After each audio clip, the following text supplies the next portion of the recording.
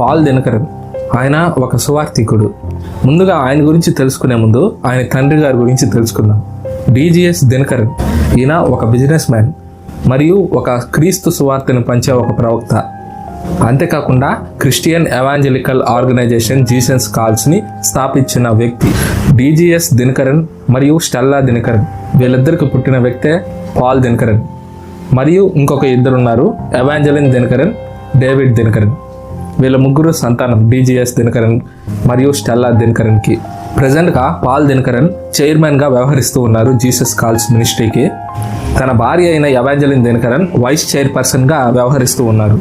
Dinakaran family అంతా కూడా క్రీస్తు సువార్త కోసమే వాళ్ళ యొక్క జీవితాన్ని అర్పించారు. పాల్ దినకరన్ సెప్టెంబర్ 4, 1962 పుట్టారు.